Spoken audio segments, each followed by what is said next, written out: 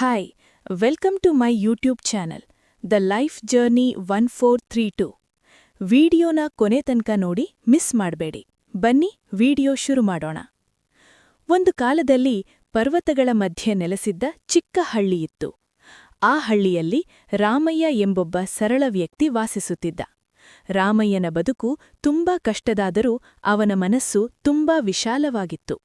ಅವನಿಗೆ ದೊಡ್ಡ ಮನೆಯಿರಲಿಲ್ಲ, ಭೂಮಿ ಇರಲಿಲ್ಲ, ಬ್ಯಾಂಕ್ ಬ್ಯಾಲೆನ್ಸ್ ಕೂಡ ಜಾಸ್ತಿ ಇರಲಿಲ್ಲ. ಆದರೆ ಅವನ ಬಳಿ ಇದ್ದದ್ದು ಒಂದೇ ಒಂದು ದೊಡ್ಡ ಸಂಪತ್ತು: ಮನುಷ್ಯತ್ವ. ರಾಮಯ್ಯ ಹಳ್ಳಿಯ ಹೊರವಲಯದಲ್ಲಿ ಕೂಲಿ ಕೆಲಸ ಮಾಡಿ ಜೀವನ ನಡೆಸುತ್ತಿದ್ದ. ಬೆಳಿಗ್ಗೆ ಸೂರ್ಯೋದಯಕ್ಕೂ ಮುಂಚೆ ಎದ್ದು ಸಂಜೆ ಸೂರ್ಯಾಸ್ತದ ನಂತರ ಮನೆ ಸೇರುತ್ತಿದ್ದ. ಅವನ ಕೈಯಲ್ಲಿದ್ದ ಹಣದಿಂದಲೇ ಅವನು ತನ್ನ ಕುಟುಂಬವನ್ನು ಪೋಷಿಸುತ್ತಿದ್ದ. ಆದರೂ ಅವನು ಎಂದಿಗೂ ನನಗೆ ಸಾಕಾಗುತ್ತಿಲ್ಲ ಎಂದು ಅಳಲಿಲ್ಲ.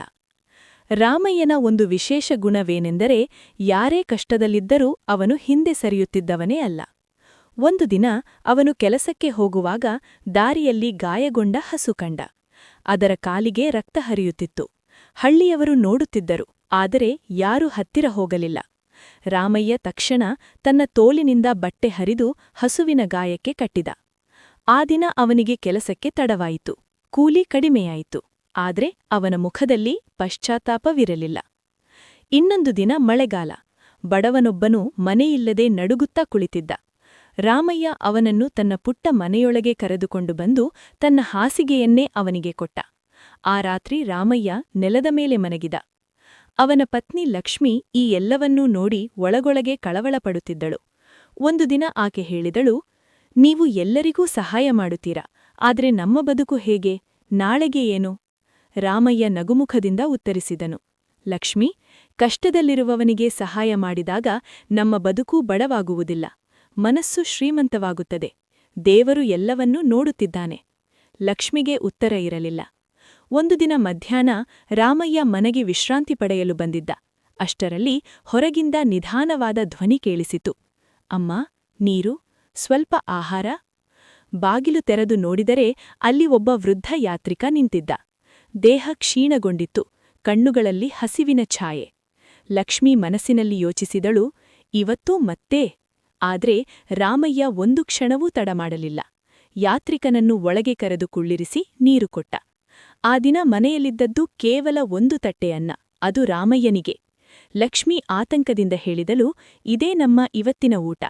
ರಾಮಯ್ಯ ಶಾಂತವಾಗಿ ಉತ್ತರಿಸಿದ, ಇವರು ನಾಳೆ ಇರಲಾರರು, ಆದರೆ ನಮ್ಮ ಕರ್ಮ ನಮ್ಮ ಜೊತೆಗಿರುತ್ತದೆ. ಅವನು ಆ ಅನ್ನವನ್ನು ಯಾತ್ರಿಕನ ಮುಂದೆ ಇಟ್ಟ. ಯಾತ್ರಿಕ ಊಟ ಮಾಡಿ ಎದ್ದು ನಿಂತ. ಹೋಗುವ ಮುನ್ನ ರಾಮಯ್ಯನ ಕಡೆ ನೋಡಿ ನಗುತ್ತಾ ಹೇಳಿದ, ಮಗನೇ, ನೀನು ಬಡವನೂ ಇರಬಹುದು, ಆದರೆ ನಿನ್ನ ಹೃದಯ ರಾಜನ ಹೃದಯ.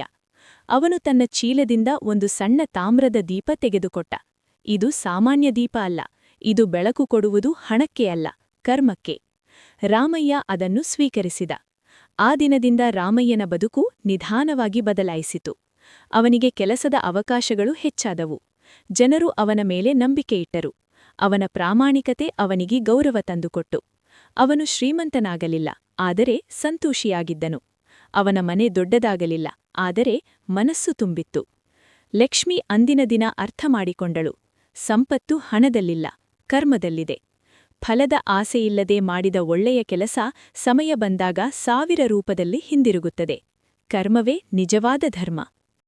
ನಿಜ ಅಲ್ವಾ? ಈ ಸ್ಟೋರಿ ನಿಮಗೆ ಇಷ್ಟ ಆದರೆ ಲೈಕ್ ಮಾಡಿ. ಇಂಥ ಇನ್ನಷ್ಟು ನಿಜ ಜೀವನದ ಸ್ಟೋರಿಗಳಿಗೆ ಚಾನಲ್ ಅನ್ನು ಸಬ್ಸ್ಕ್ರೈಬ್ ಮಾಡಿ. ಯಾಕಂದರೆ ಸತ್ಯ ಕಥೆಗಳು ಯಾವತ್ತಿಗೂ ಮನಸ್ಸಿಗೆ ದಾರಿ ತೋರುತ್ತವೆ.